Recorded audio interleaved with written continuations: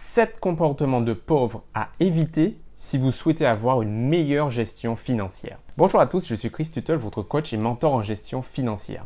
Et mon but est de vous aider, vous qui avez des difficultés avec l'argent, à atteindre l'épanouissement et la sérénité financière dont vous avez besoin pour réaliser la vie de vos rêves. Quand on souhaite avoir une bonne gestion financière, quand on souhaite surtout avoir une relation financière saine et épanouie, il est extrêmement important d'adopter les bons gestes. Vous le savez si vous me connaissez et si vous suivez cette chaîne depuis un moment, une bonne gestion financière, c'est 80% votre comportement, 20% vos connaissances à ce sujet.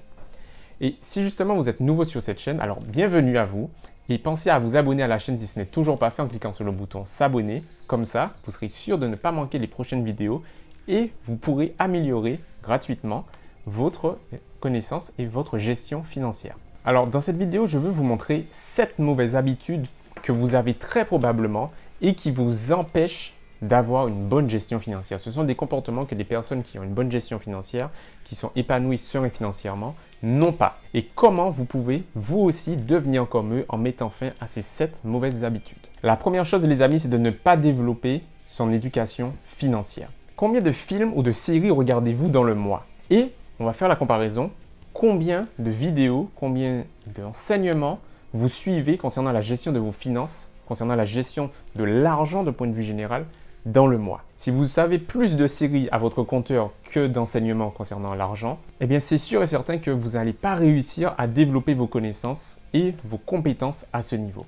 Et c'est la première chose que vous devez arrêter de faire. L'une des principales caractéristiques qui permet de reconnaître une personne qui sait gérer son argent d'une personne qui ne le sait pas, c'est que celle qui ne sait pas gérer son argent, elle pense que plus elle va consacrer du temps à son travail et plus elle méritera une rémunération.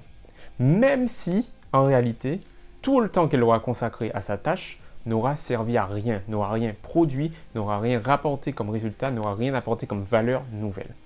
Et c'est justement la différence avec les personnes qui réussissent à bien gérer et bien contrôler leur argent.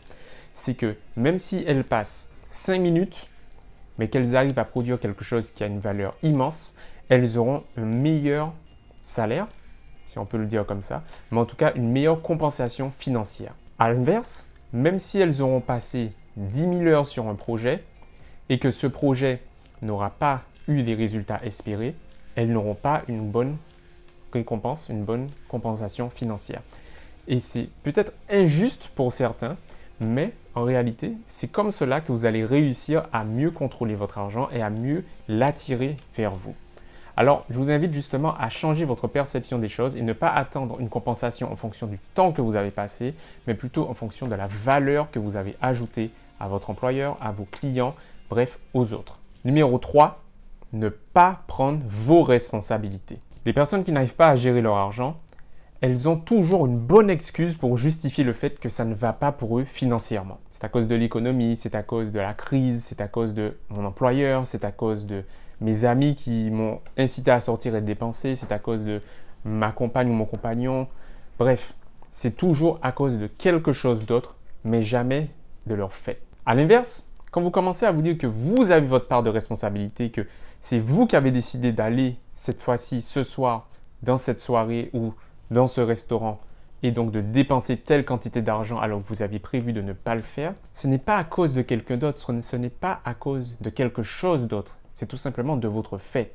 Et quand vous commencez à adopter cette démarche, à prendre votre responsabilité, à assumer en fait tout simplement, vous verrez que finalement, vous êtes beaucoup plus fort et plus en mesure de faire les bons choix, de prendre les bonnes décisions pour vos finances. Numéro 4, cherchez à garder plutôt que gagner. Les personnes qui n'arrivent pas à réellement gérer leur argent, à être surtout épanouies financièrement, sont celles qui préfèrent ne pas perdre plutôt que prendre un risque de gagner plus, de gagner mieux, d'être beaucoup plus à l'aise.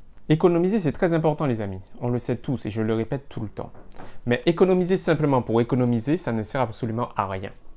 Les sommes que vous avez mises de côté servent à vous protéger d'une part, mais elles servent également à vous financer un investissement qui va vous permettre d'être beaucoup plus serein et beaucoup plus à l'aise financièrement. Mais quand vous ne voyez pas les choses de cette façon, quand vous gardez cette façon de voir où il vaut mieux conserver ce que j'ai et ne pas prendre de risques, eh bien en réalité, ça ne vous amène à rien. Et en plus de ça, malheureusement, en général, vous perdez en plus de l'argent. Numéro 5, ne rien remettre en question et prendre les choses pour acquises. On a tendance à penser, les amis, qu'une situation confortable, celle que l'on nous a inculquée, le schéma classique qu'on nous a inculqué, d'aller à l'école, de faire de grandes études et de trouver un bon emploi, est la meilleure chose que l'on puisse faire. Même si ce n'est pas toujours parfait, mais au moins, ça apporte une stabilité, ça apporte une sécurité. Et il faut le croire, c'est tout. Mais en réalité, ça ne se passe pas comme ça, les amis. Si vous ne pouvez pas remettre les choses en question, vous n'évoluez pas, vous n'avancez pas. Et vous restez dans un même carcan à reproduire des mêmes erreurs encore et encore et encore, pendant qu'en fait, vous passez à côté d'opportunités qui vous permettraient d'avancer, d'être plus épanoui, d'être plus heureux, d'avoir une vie plus confortable et beaucoup plus à l'aise. Un CDI, par exemple, les amis, ce n'est pas un acquis. C'est peut-être très bien dans certains cas ou pour certaines personnes, mais vous ne pouvez pas vous contenter de cela et vous dire que vous avez réussi et c'est bon, vous êtes sauvé. Malheureusement, les amis, et surtout encore plus aujourd'hui, des pertes d'emploi, ça va devenir monnaie courante. Ça a toujours été le cas et ça le sera encore et toujours. Pour n'importe quelle raison, aujourd'hui, vous avez votre emploi et demain, eh bien, vous n'en avez plus. Et connaître ce stress de ne plus avoir d'emploi, d'avoir des charges, d'avoir des contraintes et comment retrouver finalement un emploi, surtout quand on prend de l'âge, eh bien, c'est quelque chose d'extrêmement désagréable et qu'on ne souhaite à personne. Alors plutôt que rester sur ses acquis, à se dire que ça y est, c'est bon, on est sauvé, pensez plutôt de la façon suivante. Comment on pourrait faire mieux? Comment je pourrais améliorer ma situation personnelle? Comment je pourrais améliorer ma situation financière? Parce que justement, les amis, encore voilà un cliché qu'il faut arrêter de croire et qui a été inculqué à tort. Une seule source de revenus n'est absolument pas normale. Vous ne pouvez pas vous contenter d'une seule source de revenus. Demain, vous avez un accident, ce que je ne vous souhaite pas, mais qui est tout à fait possible. Eh bien, votre unique et seule source de revenus, voilà, disparaît. Et voilà à nouveau les difficultés financières qui ressurgissent. Je sais que vous ne le souhaitez pas, alors vous savez ce qu'il vous reste à faire.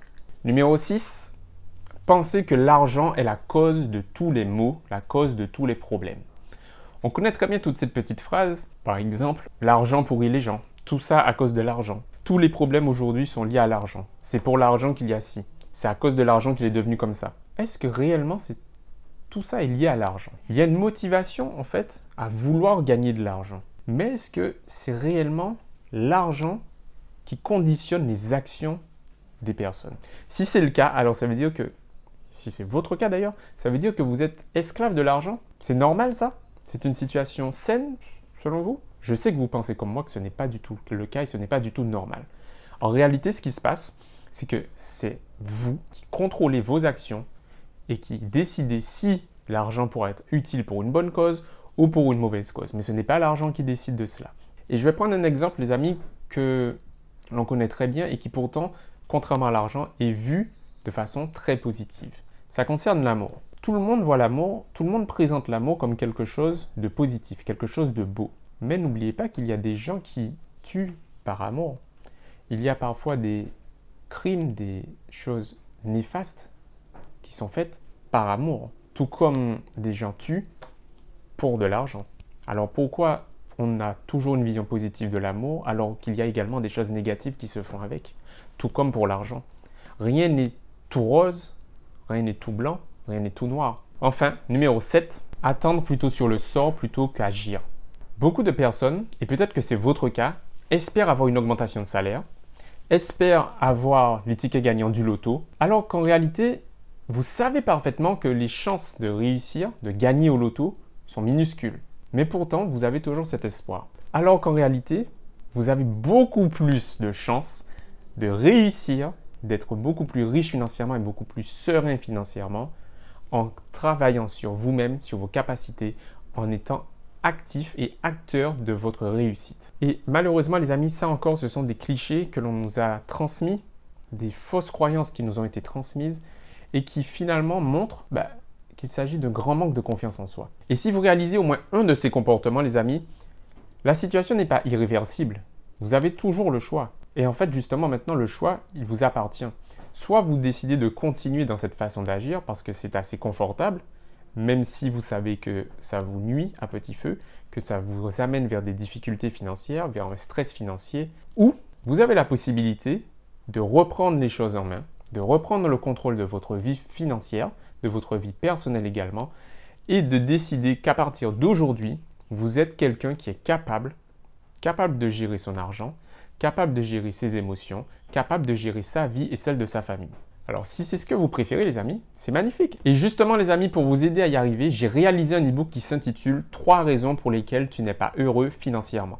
Et dans cet e-book, je vous partage les 3 principales raisons qui ont fait que jusqu'à maintenant, vous aviez une vision négative de l'argent et qui vous ont amené à avoir de mauvais comportements financiers. Alors si ça vous intéresse les amis, vous pouvez télécharger cet e-book, le lien est dans la description de la vidéo. Il est totalement gratuit, je vous l'offre. Et moi je vous dis à très vite pour une prochaine vidéo en espérant que vous l'avez apprécié. Si c'est le cas, pensez à la liker en laissant un pouce bleu, à me dire également dans les commentaires qu'est-ce que vous avez apprécié ou qu'est-ce qui vous a posé problème dans cette vidéo, quel point vous souhaiteriez que l'on aborde ensemble.